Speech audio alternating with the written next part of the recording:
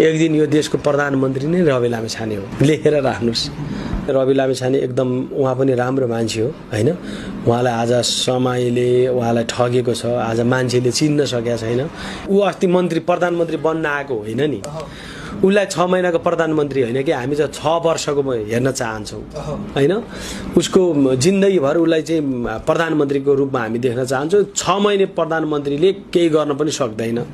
माला लगाउँदै उता र यता जाँदै गर्दा गर्दा उसको टाइम टेबलै सकिसक्या हुन्छ। उसले कार्यान्वयन गरेर सिफारिस गर्ने बेलामा अर्काको हातमा पुग्छ समय। 6 महिनाको प्रधानमन्त्रीज्यूले पनि राम्रो मान्छेलाई छानेर राखिदिए हुन्थ्यो।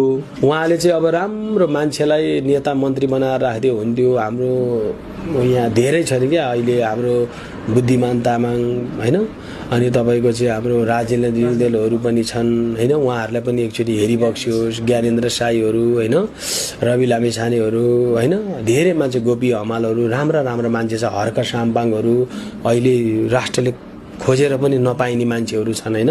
महावीर पुन उहाँ पनि एकदमै मन्त्री के नै हो र, ल हेर यही हो भनेर उहाँले देखाउनु भएको छ सामाजिक सञ्जालमा। मलाई त अस्ति त यो बुढाले के गरे होला जस्तो लागेर मैले कराउन खोजिरहेको थिएँ। फेरि यसो सम्झेँ वास्तविकमा रियल जिन्दगी त त्यो रहेछ भनेर उहाँलाई पनि मैले बधाई दिइसकेका छ हैन। धेरै मन्त्रीहरू बनाउन, कृष्ण कडेल जस्ता व्यक्तिहरू यो देशको हैन, एकदमै मुटुको धड्कनहरू उहाँहरू भनेको हैन।